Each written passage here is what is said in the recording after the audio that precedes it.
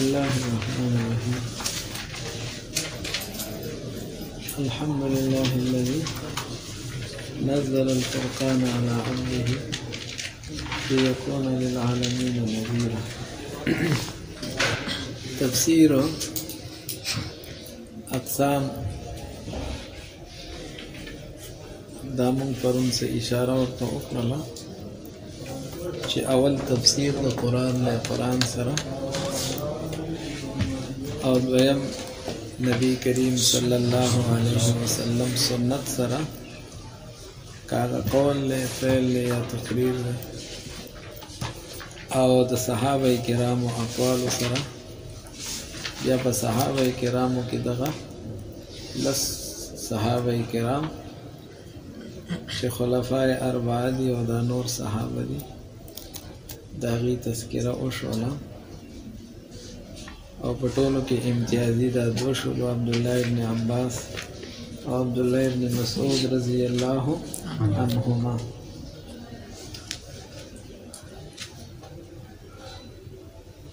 او بیا په صحابه کرامو پسې د صحابه کرامو شاګردان شغیته تابعین وایي بیا هغه تفسیر معتبر دی به اقوال التابعین چې د تابعین او اقوال کویږي په خبره باندې. ابن تیمیه رحمه الله فرمایي چې ډېر پوه په تفسیر باندې مکه مکرمه ولدي څوک دي ځکه دا ټول د عبد الله ابن عباس رضی الله عنه ملګری دي او دا شاګردان دي. کویږي چې هغه کم ځای دا شاګردان به بیا دا خبره نقل کی. هغه کې مشهور مجاهد رحمه الله دی، عطا ابن ابي رباح ته اکرامه دی رضی رحمهم الله، او دک شان سعید ابن جبیر دی، طاووس دی. نو دا خلق په تابعینو کې ماهرین دي د تفسیر د عبد الله ابن عباس رضی الله عنه شاګردان، او دغه رنګ کوفه کې د عبد الله ابن مسعود رضی الله عنه شاګردان او د هغه ملګری، او د مدینه منورې چې کوم علما دي د هغه وخت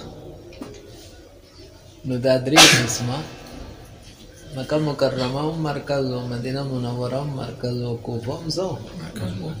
کوفه د عبد الله ابن مسعود رضی الله عنه راغله،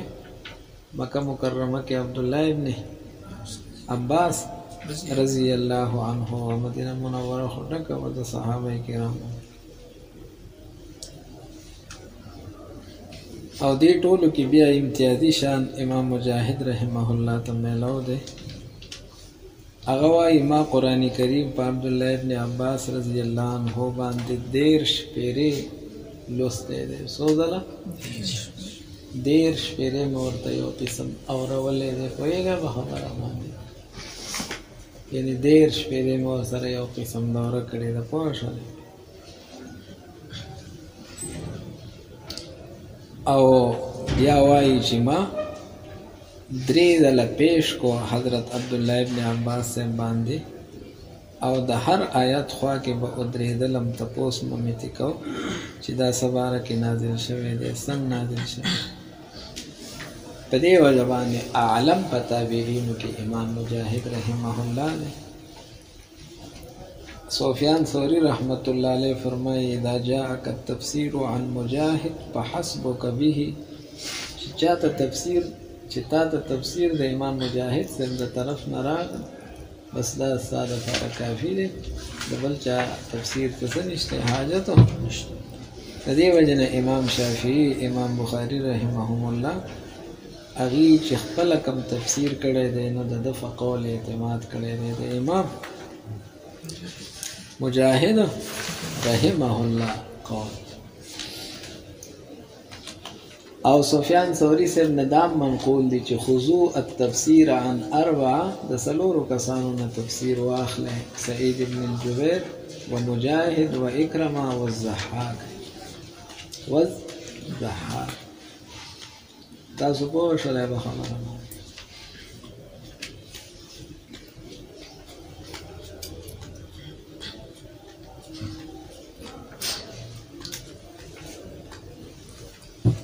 نو تاسو تما پرون ہوئے چې حافظ ابن کثیر رحمه الله په دک انداز باندې خپل تفسیر لیکلی دی چې اول د قرآن تفسیر په قرآن سره کړی دی، بیا یې په سنت سره کړی دی، بیا یې باقوال صحابه او بیا باقوال تابعین. تاسو پوه شوئ په خبره باندې. او د دې نه وروسته بیا کوم علوم چې هغه تا ته عربیت په کامله طریقه باندې ښایي د هغه علومو زده کړه ورسره هم ضروري ده. پوهېږه په خبره باندې. او د هغې باره کې شیخ زکریا رحمه الله فضایل اعمال کې 14 علوم ذکر کړي دي. څو علوم؟ 14. او دا ټول فنون دي. ټول فنون دي. یاده مو کړله خبره څه فنون ویلی کېږي او څه پوه شولې. لغت دی، اشتقاق دی، صرف دی، نحو ده، معانی دی، بیان دی، بدیع دی، عروض دی، قافیې دي. پوهېږه په خبره. نو دا ټول علوم دا آلات دي د تفسیر دپاره چې دا دي زده وو، نو هله به په تفسیر باندې پوهېږي. وروستو به امام بیضاوي رحمه الله هم اشاره وکړي دې علومو ته چې د دې نه بغیر ته تفسیر نشي زده کولی. تر دې چې منطق به دې هم ښه زده وي. پوهېږه په خبره باندې. منطق به دې او هغې پته سړي ته ولګېږي، بعضې ځایونه راشي. پوهېږه په خبره باندې. لکه 9 سپاره کې الله تعالی د دې قول نقل کی وما قدر الله حق قدره اذ قالوا ما انزل الله على بشر من شيء. الله پاک په یو انسان هیڅ شی نه دی نازل کړی. حفیظ صاحب دا سالبه کلیه ده. څه ده؟ په هیڅ چا یې هیڅ شی نه دی نازل کړی. یعنې د ټولو پیغمبرانو نه انکار او د ټولو وحي نه څه شوله انکار. الله تعالی ورته په جواب کې حفیظ صاحب موجبه جزیه راوړي. قل من انزل الكتاب الذي جاء به موسى. جاء به دا راته ووایه چې هغه کتاب چې موسی علیه السلام راوړی هغه چا نه پوهېږئ. نو د هغې باره کې خو تاسو خپله وایئ چې دا الله نازل کړی او بره څه وایئ ما انزل الله علی مصالبه کل یو موجبه جزیه نقیضین دي. نو تاسو خو د نقیض قول کوئ چې او دا موجبه جزیه موجوده د تورات شته، موسی علیه السلام باندې خدای نازل کړی دی. دا مخکنی خبره هم څه شوله؟ نقیضین خو دواړه نه موجودېږي، یو به موجودېږي. هغه هم څه شوله؟ پوه شولې. نو دا د منطق نه وی نه پوهېدلې بیا په دې باندې. پوه شولې په خبره. نو د هر علم څه دی؟ ضرورت دی. که هغه معقولات دي او که منقولات دي. تاسو پوه شولې په خبره.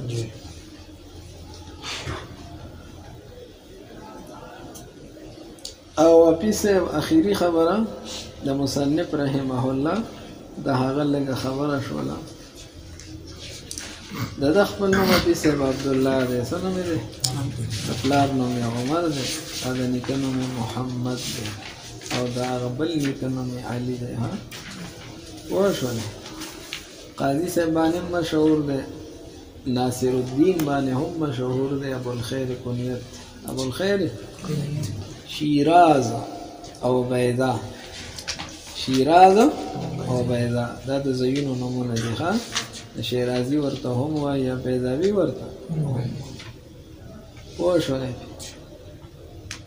حفیظ صاحب دې مسلک کې امام شافعي رحمه الله مسلک باندې دی. چا مسلک باندې دی؟ لکه تفسیر جلالین والا مو امام شافعي صاحب مسلک باندې دی. نو دیم د چا په مذهب باندې ډېر علوم ورته خدای ورکړي او ډېر صالح انسان، ډېر شی تصانیف یې کړي دي. او مشهور تصانیف هغه یې دکه دي. مختصر الکشاف دی، مختصر الوسیط دی په فقه کې، منهاج دی په اصول فقه کې مشهور کتاب دی. قواله لیکلی علم الکلام کې، بیضاوي شریف تفسیر کې لیکلی دی. حفیظ صاحب په خپله علاقه کې ورته قضا والقضات میلاو شو د ټولو قاضیانو مشر چیف جسټس چې ورته دی وایي ها یاده مو کړله خبره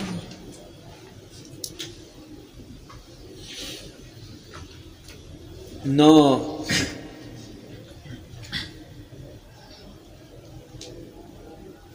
چې خپله دغه کې ورته څه میلاو شوله قضا میلاو شوله نو بیا دې لاړو تبریز ته څه ته هلته ګرځېدو او یو مجلس ته د علم لاړو وزیر او د وزیر په خوا کې لوی لوی علما ناستو او درس شروع دیم شاته کېناستو څوک پرې نه پوهېدل هغې مدرس یوه نکته بیان کړل حافظ صاحب او خیال یې دا و چې په حاضرینو کې به د دې جواب څوک هم ورنه کړي نو د حل مطالبه یې وکړله چې دا به څوک حل کړي او د دې جواب به څوک ورکړي بیا یې وی که حل کولی نه شئ نه بس زما دا سوال دوباره خو ووایئ چې دا خبره پوره کړله نه امام بیضاوي رحمه الله جواب باندې شروع کړله دی خو شاته ناست هغه ورته وی زه ستا جواب نه اورم څو پورې چې تا ما ته پته نه لګېدلي چې ته زما په دې سوال پوه شوې او که نه ها بیضاوي رحمه الله ورته وی ستا سوال څنګه تا ته بیان کړم ستا هغه الفاظ ووایم او که نه خپل الفاظ ووایم ستا هغه نو دې حیرانه شو چې دا پکې لا څوک ناست دی وی زما هغه الفاظ ووایه نو الفاظ یې ورته ووایي او بیا ورته وی چې ستا دې الفاظو کې دا دا خلل او نقصان و داسې نه و پکار داسې پکار و ها دا دې سوال و بیا یې ورته جواب هم ووایي ها پوهېږې بیا ورته ده پې سوال وکړو چا او نو د هغه پې سمې رانغی ښه نو بس وزیر صاحب دې پاس او د خپل ځای نه بیضاوي رحمه الله خپل ځان خواته تپوس یې وکړو څوک یې وي زه بیضاوي یم او دلته راغلی یم طلب القضا دپاره شیراز کې ښه د هغه اکرام یې وکړو او ټول کار مارې وله برابر کړو ښه بهر حال لوی شخصیت الله تعالی ورله ډېر علوم ورکړي دي ها بیا د ټولو نه لوی خدمت د قرآن کریم په ډېرې ناشنا طریقې سره کړی دی ها مفسرینو کې لوی مفسر هغه کشاف والا تیر شوی د امام زمخشري رحمه الله دې کله کله په هغه هم شروع کړي ها پوهېږئ داسې قوي خبرې وکړي چې د هغه خبرې په دلیل سره کمزوري کړي پوهېږئ کنی د صاحب د کشاف امام زمخشري رحمه الله متعلق امام رازي رحمه الله ډېر دغه صفت کی او تفسیر کبیر کې امام رازي صاحب دغه زیاتې خبرې راغلي د چا د امام زمخشري صاحب خو باوجود د دې ټولو خبرو نه دی دغه خبرې هم بیا څه کي کمزوري کي چې دا د تفسیر مناسب نه و ښه دلیل سره پوهېږئ دله خدای لوی لاس ورکړی دی په څه کې بسم الله الرحمن الرحیم خاص په نوم د الله چې عام او خاص مهربانه دی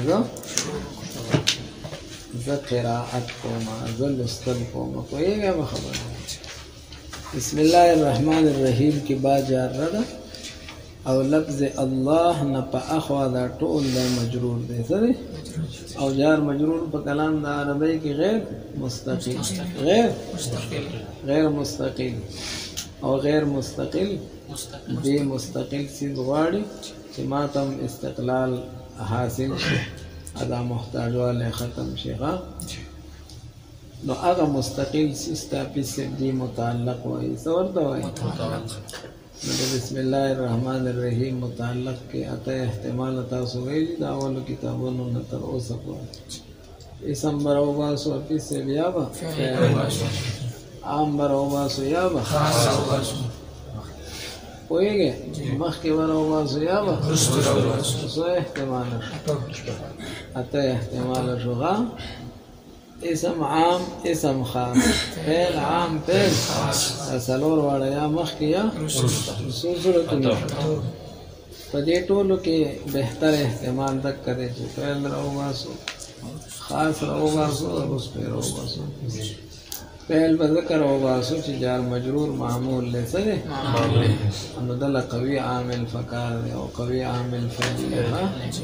فعل ولې قوي عامل له لکه فعل محتاج دی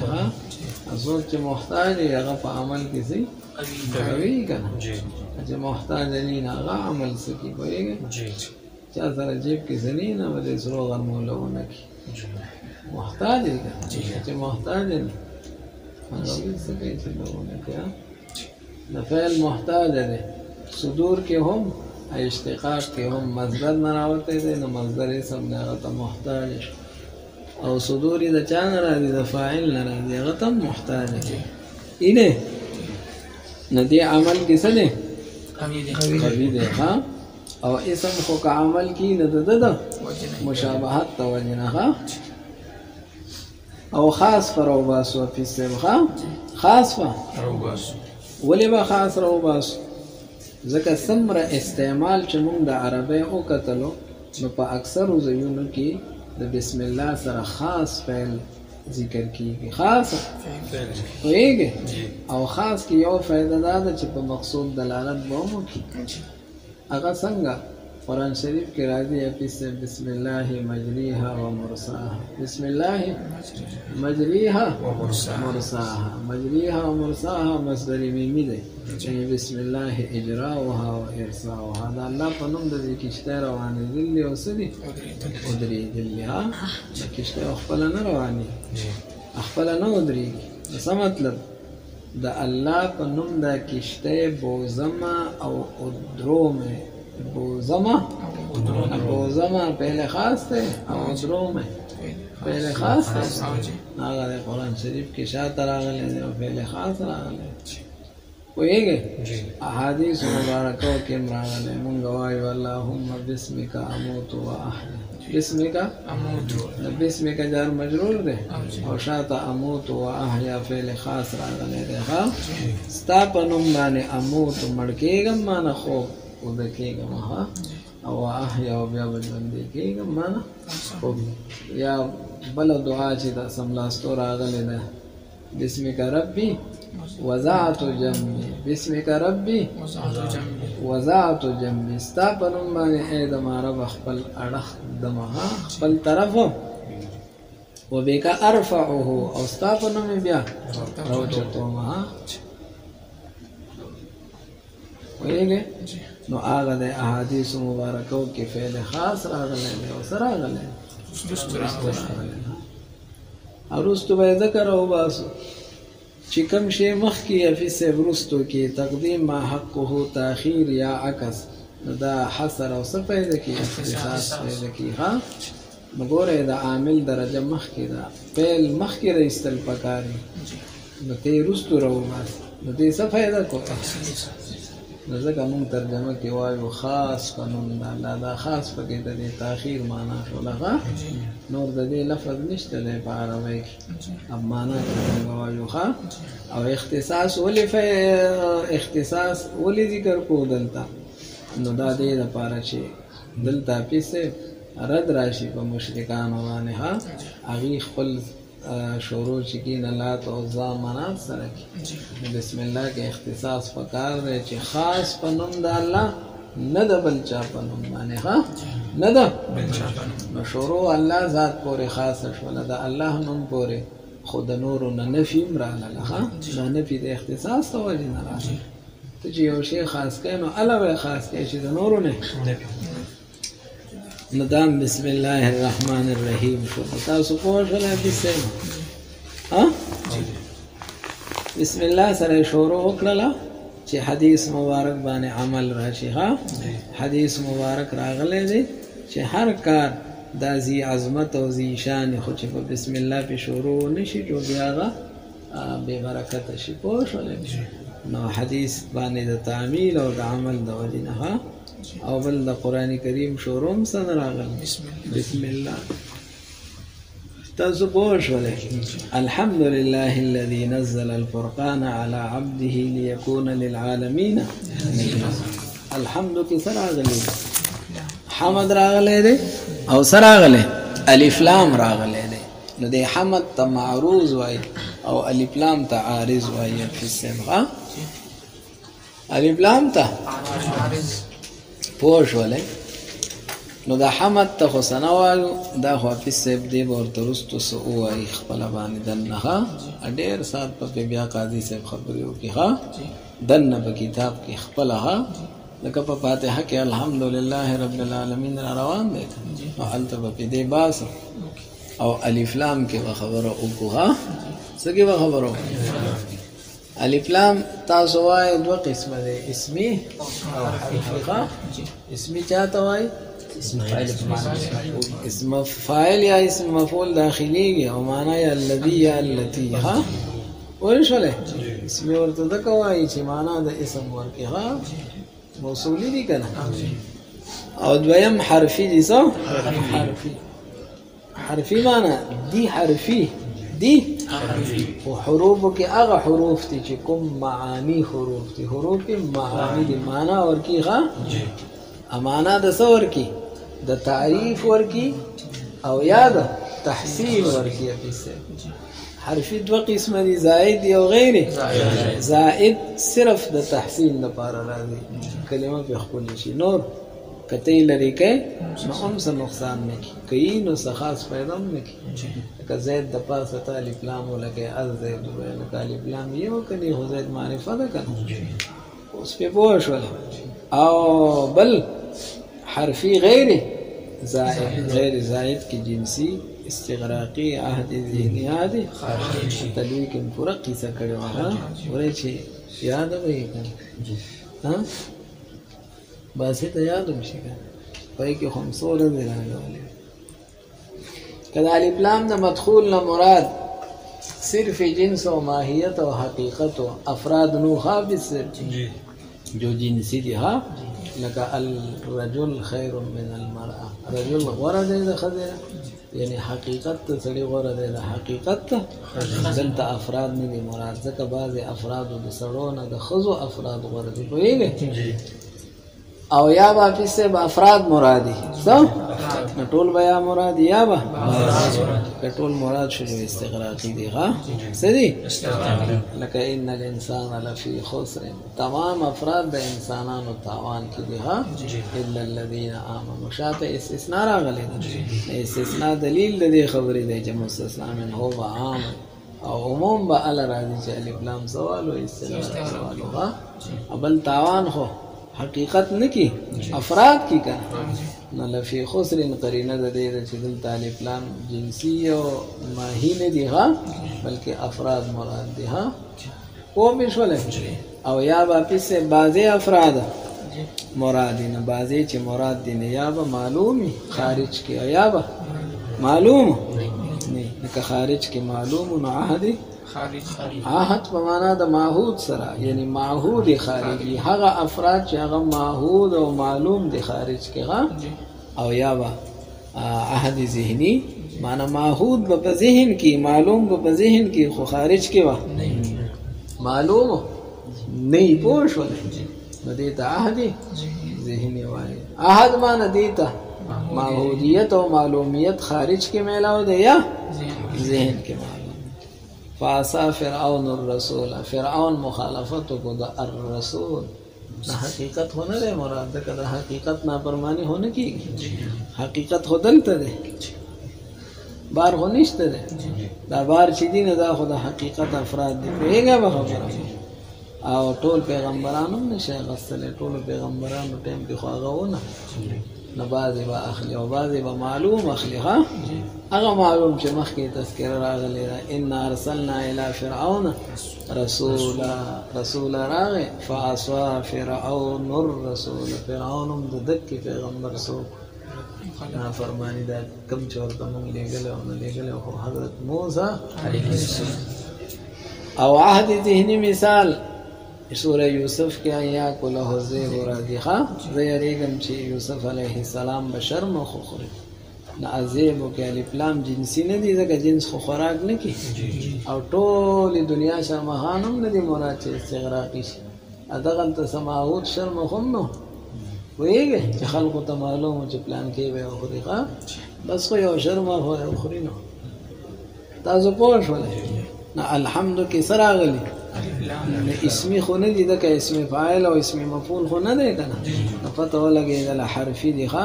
حرفي کې زائد نه دي غیر زائد دي که لرې کې نو نقصان کېږي بیا الحمد مبتدا جوړېږي نه پوهېږې ځکه مبتدا دپاره خو تعریف ضروري دی نو پته ولګېدله چې الف لام تعریفي دي ها او په تعریفیو کې بیا یا جنسي دي او یا استغراقی دی ها تمام تعریفونه تمام څه شلو جن شلو دا استغراق شلو یا حقیقت حمد خاص ته الله پورې ها چې حقیقت الله پورې خاص شنو ټول افراد خاص شو ځکه حقیقت خو به زمن د یو فرد کې موجودي چې ټول حقیقت ته الله تعالی پورې خاص کو نو یوم بل ځای نشي موجودي دا استغراق و پښولې نه الحمد تمام تعریفونه یا حقیقت حمد لله دا مختص و خاص ته چا پوری الله تعالی ها لفظ الله کی اشاره ده چې الله تعالی مستحق د حمد دی په استحقاق ذاتی سره استحقاقی دنیا کې چې ستر چا تعریف کوي نو د ذات په بنیاد د چا تعریف نه کوي ها ولې ذات خود ټول یو دی د حیوان ناطق دی ها خود ته چې تعریف کوي نو د اوصاف او د وجه نه کوي ها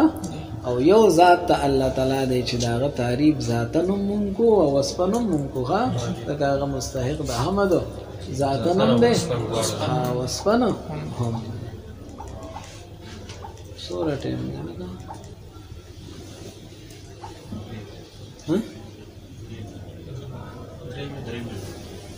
درې منټه پاتې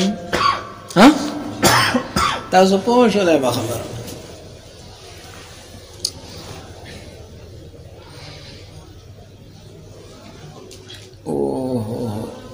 دې پوری پوه شولې نو الحمد مفتدا شولا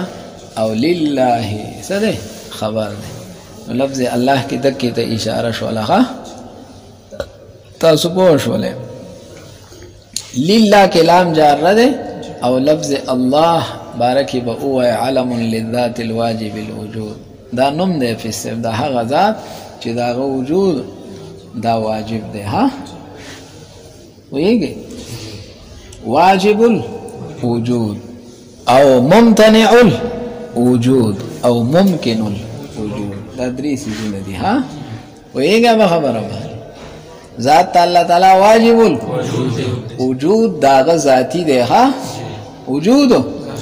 دا الله تعالی د وجود د پاره د الله ذات خود مقتضی دی بار څه شي نشته چې هغه تقاضا وکړي چې الله تعالی ته د وجود ملو شي ها خود ذات ته الله تعالی د وجود د پاره مقتضی شلو ها ونه شولې یو ممتنع الوجود دی نو واجب الوجود چاته ویلېږي چې داغه وجود واجبي او عدم محالي عدمي او د دې سره یو ممتنع الوجود دی د الله تعالی شریک داغه وجود ممتنع دی وجودي یعنی وجود محال له موجود دی یو مونږ او تاسو یو نه مونږ او تاسو ممکن الوجود چې چا وجود او عدم دواړه علی السویه برابرې ها نه پوهیږي وجود هم ضروري نه دی که ضروري وای ټول خلق ژوند دی اوس کنه او عدم هم ضروري نه دی ها عدم هم کنه ایسوک بنو موجود شوه بیا پوه شولای به خبره نو پته ولګېدله چې الله مستجمع د ټولو صفات کمالیو شولو نو محامدم ټول د الله تعالی د پاره شولو ثابت شولو او د بل چا حمد به نه کېږي ها د بل چا ویږي او کته د بل چا حمد کوي نو دا به الله تعالی هغه د حمد لایق ګرځولي ویږي کائنات کې چې کم شي ته حمد کوي مدح او تعریف کوي نو الله غ لایق د څه ګرځولې دی نو دا ټول په حقیقت کې نو چې کله محامد ټول د الله په ذات کې منحصر شو، نافذ صاحب دک کې لا اله الا الله وایي ها بل څوک نشته دی، ها بل څوک نه. الحمدلله ټول محامد دا خاص تی چا پورې؟ الله تعالی پورې. دا لفظ الله موصوف ته، الذي نزل الفرقان على عبده ليكون للعالمين نذيرا. حفیظ صاحب دا موصول سله ټول څه دی؟ صفت دی. اوس په اشاره کې چې هغه مستحق ته حمد دی، په استحقاق وصفي سره هم ښه